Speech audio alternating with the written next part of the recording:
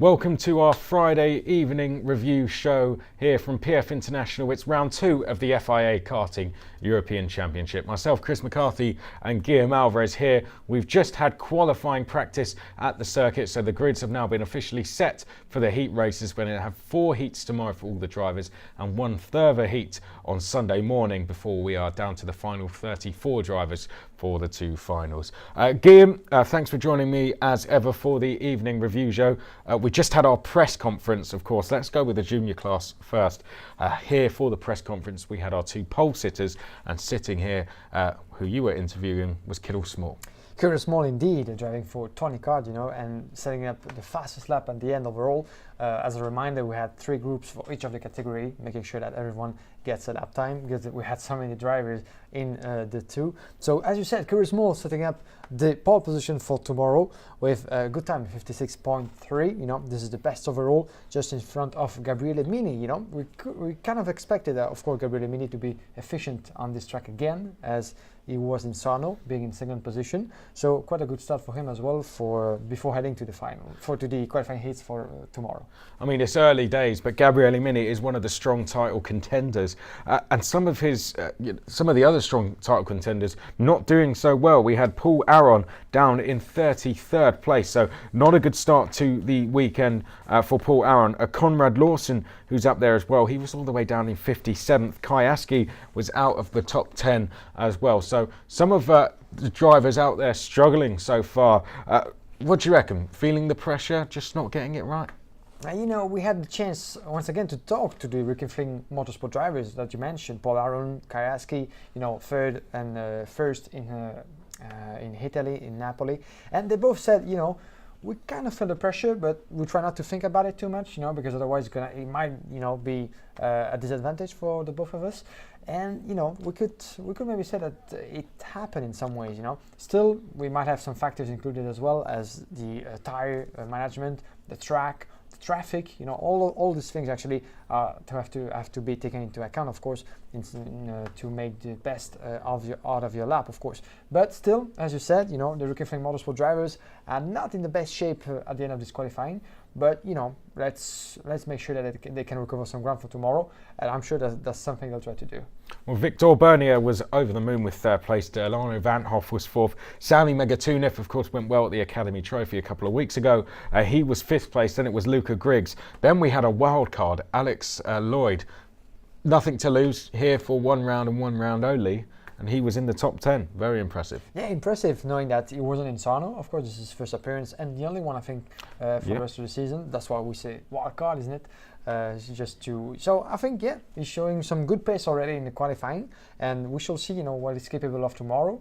But it's going to be interesting, to follow unexpected drivers, at least trying to catch a chance more in the heat. So it could be a contender.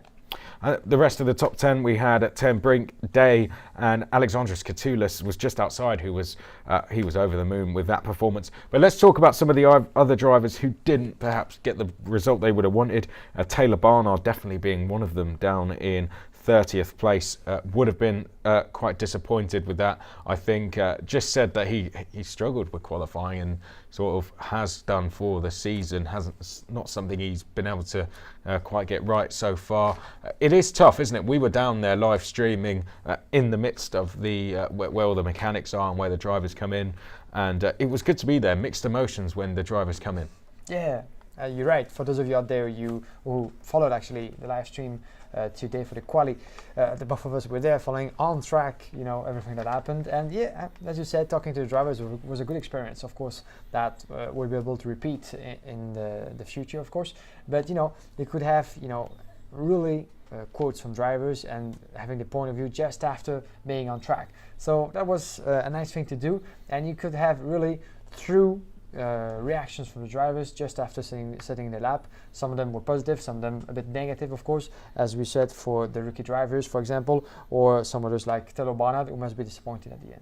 Well, we're going to wrap up with OK Junior, but before we do, Adrian David, 40th place, out the top 40. Guillaume de Figueiredo was out of the top 40, and Jack Crawford, who was 7th in the championship coming into this round. But let's move to the OK class now. Here in the press conference was Lorenzo Chavez-Sanuto. It was a Kart Republic 1 1, 2, 3, that chassis going along very well. So Travis Inuto, Danny Cole, reigning world champion, and Hannes Janker as well. But you spoke to Lorenzo in the press conference. Yeah, indeed.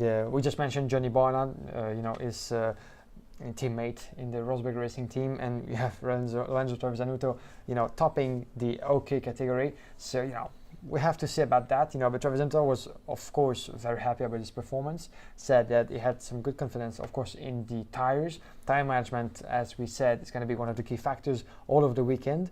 And I think so far it happened quite good for Trevisanuto, who kept improving. But one thing to mention, that he wasn't here earlier as most of the drivers to practice on this track, as he was unfortunately sick a couple of days ago. So he just came here on Wednesday to start practicing on track. So that's much less track time than the others, but still is in pole position. So yeah, quite a good shot for him. That is why he's considered one of the best in the world. As for the Kart Public chassis, as we said, 5 in the top 10, so they're going well in the senior class. But let's talk about some of the other drivers there. Morgan Porter, yet another wild card to feature inside the top 10, races for the M Sport team. Again, someone, he looks surprised even with himself to come in and go. He goes, yes, I know this track well, with this completely different playing field to what I'm used to. And he's so excited to be at the front. That's going to add an extra mix, isn't it, having these wild cards in? Yeah, absolutely. You can see that most of the big names are in the top 10, especially from Karting Republic. It's worth mentioning that half of the top 10 actually is from the same team, Karting Republic, the first one being Lorenzo Trevisanuto. So still different drivers, but most of them from the same team. It's quite impressive to mention. Of course, we mentioned Paul Aron in the juniors, who's been unbeaten all season, of course, at round 1, way out of the top 10. Our other championship leader, Roman Stanek, also out of the top 10. 15th place, I don't think that's a disaster personally when we split the groups. I think he's still going to be sort of row 3, 4 for his heat. So not a disaster, but still not ideal. Yeah, as we saw in Sarno, Stanek won, I think, 2 qualifying heats on Saturday, and then was very much impressive in the final, winning at the end in Sarno.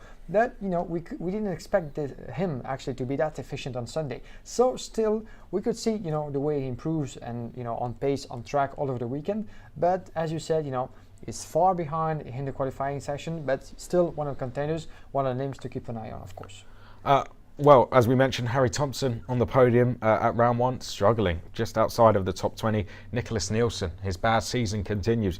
30th place, it's just not going well for Nicolas Nielsen so far. Noah Milal hasn't got his weekend off to the best start either. He is down in 29th place. So some surprises, but this is kind of what you get with this championship, isn't it, Guillaume? You're always going to get drivers that are out of position because there needs to be drivers filling those positions. Yeah, indeed, and from one layout to the other, these are different conditions, so much different conditions. We had Sarno, much different track than we have here in PFI. Very narrow indeed, very fast. So has to play a role as well in the driver's performance. But it should be even more exciting for tomorrow's race.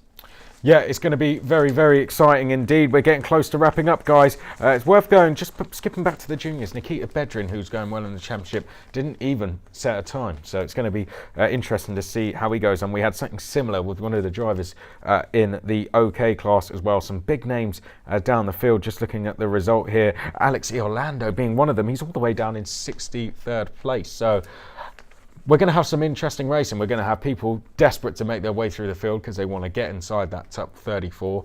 Thankfully, the tyres around here, of course, we spoke to Vega earlier and they said it's a pretty good track for the tyres because of how smooth the surface is. So I think we're going to see some hard racing. Yeah, indeed. So let's hope for that.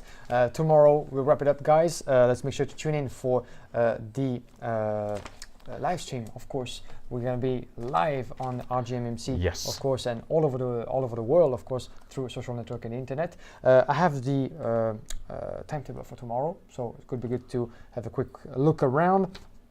Tomorrow, of course, the warm-up starting at 8 will be live, of course, for the first qualifying heat of tomorrow at 9:30 local time here in the UK. So we're going to have a lot of heats as you said, for the 2 categories, starting with the junior, the OK, the junior again, the OK, and etc., until the end of the day. And then until the end of the day at 18:45, final press conference. But throughout the day, as we did today on Friday. We're going to have some reviews at lunchtime and in the evening as well. So we're going to be live on YouTube, FIA Karting Championship, also on CIKFIA.tv. And don't forget to check out all our social networks on Facebook, Twitter and Instagram as well. Loads of content going through all of those. That's it for our first evening review. Thank you for watching and join us tomorrow as we get the racing underway.